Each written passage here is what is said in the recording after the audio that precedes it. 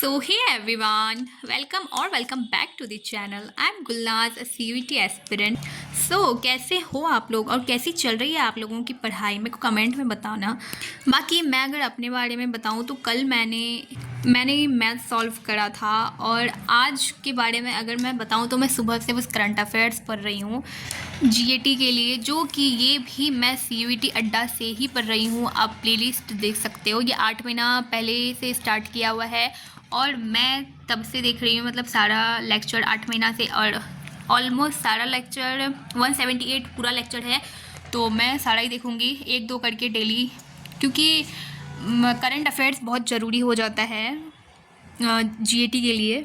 और ये ऑलमोस्ट 8 से 10 महीना का स्टैटिक जीके ही देता है, तो इसलिए मैं 8 महीने का ही देख रही हूँ। ये आप लोगों को सीयूईटी अड्डा में मिल जाएगा, आप लोग अगर चाहो तो चेक कर सकते हो। और ये मैंने 2 लेक्चर लिया था, तो उसमें से मैंने शॉर्ट नोट्स करके जो जो मेरे को समझ में आया, मैंने ज़्यादा लॉन्ग मेरे को बनाना है नहीं, क्योंकि ज़्यादा इतना सारा जितना पढ़ाता है भाई उतना नहीं होता है।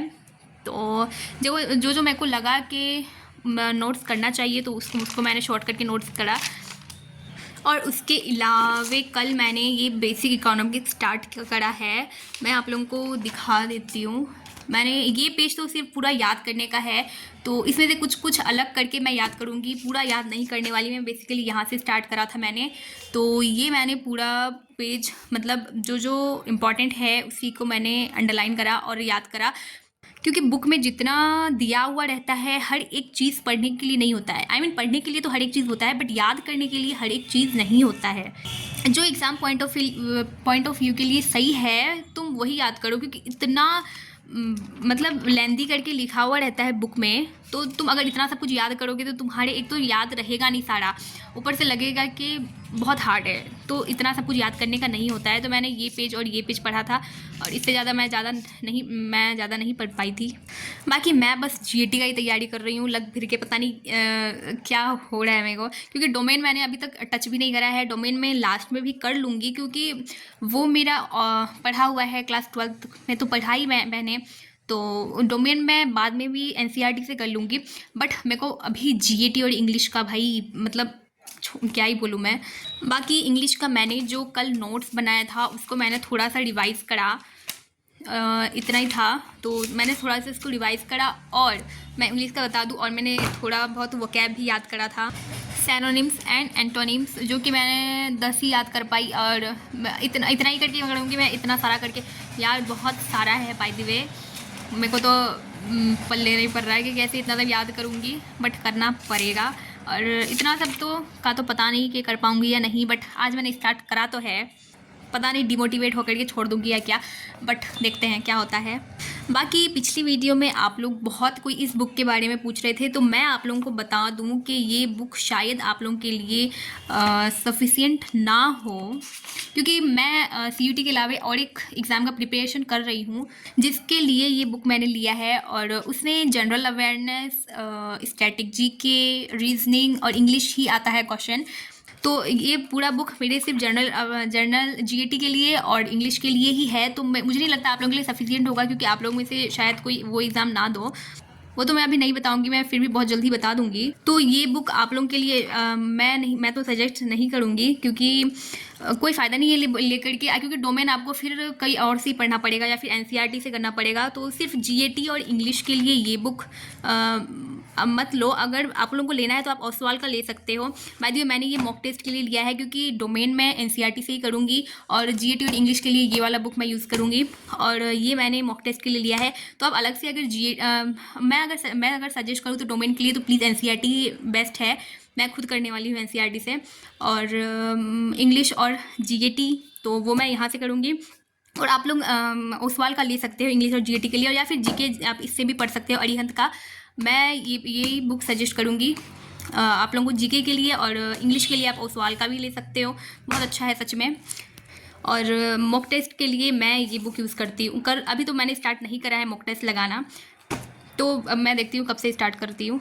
बाय द वे, पिछली वीडियो में मैंने देखा कि आप लोगों का बहुत किसी का कमेंट आया था मॉक टेस्ट के भी बारे में।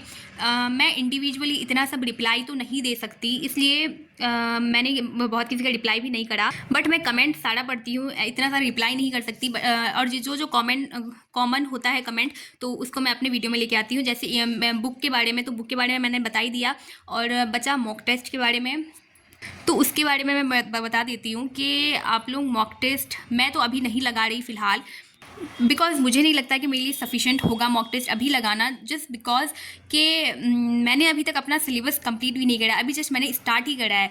सो मॉक टेस्ट में अगर अभी लगाऊंगी तो मोटिवेशन से ज़्यादा मेरे को डिमोटिवेशन हो जाएगा, क्योंकि मेरे सारा क्वेश्चन तो बनेगा नहीं, और इसलिए मेरे को लग रहा है कि अभी मॉक टेस्ट देना, एटलीस्ट मेरा 30 to 40% मेरा अगर सिलेबस हो जाए तब मैं मॉक टेस्ट लगाना स्टार्ट कर दूंगी।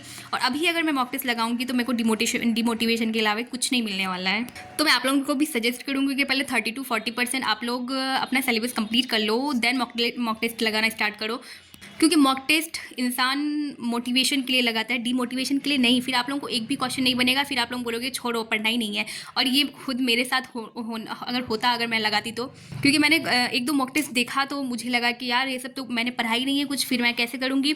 तो क्योंकि मैंने अभी सिलेबस ही नहीं पढ़ा है तो मैं मॉक टेस्ट में क्या ही लिखूँगी, आई मीन कौन सा ही टिक कर पाऊँगी, तो इसलिए मैं इसमें नहीं बना, और मैं खुद मुझे लगा कि अभी नहीं करना चाहिए। तो आई होप आप लोगों का दो क्वेश्चन जो मेरे को बहुत ज़्यादा कॉमन लगा था, बहुत कोई बोला था मेरे को बुक के बारे में और इसके बारे में, मॉक टेस्ट के बारे में, तो वो मैंने बता दिया। और आप लोग प्लीज़ कमेंट करके बताना, और कोई क्वेरी हो तो शायद मैं रिप्लाई ना कर पाऊँ, बट मैं आप लोगों का जो कॉमन क्वेश्चन रहेगा वो मैं वीडियो में ज़रूर बता दूँगी आप लोगों को। और बाकी मैं अपडेट करती रहूँगी कि मैंने क्या क्या किया और क्या कहाँ से पढ़ रही हूँ और क्या कर रही हूँ।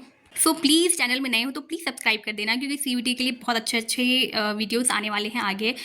मैं हर एक चीज़ आप लोगों को बताऊंगी, हर एक चीज़ सिंप्लिसिटी करके, और मेरे से जितना हो पाएगा मैं आप लोगों के लिए ज़रूर करूँगी। और ऐसा कि बिल्कुल भी नहीं होता है कि मैं किसी के कमेंट का मतलब रिप्लाई नहीं करती या फिर इग्नोर करती हूँ, ऐसा बिल्कुल भी नहीं है। बस मैं इतना सारा रिप्लाई नहीं दे पाऊँगी, और इसीलिए बस आप लोग कमेंट करना, और मैं वीडियो में ज़रूर बता दूँगी आप लोगों का कि क्या सॉल्यूशन है। और मैं ऐसे ही किसी का कमेंट को ऐसे नहीं जाने देती, मेरे जितना हो पाता है मैं आप लोगों को सजेस्ट करूँगी। और आई जस्ट होप कि आपको ये वीडियो अच्छा लगा होगा। सो चैनल को सब्सक्राइब कर देना। Bye bye, love you all.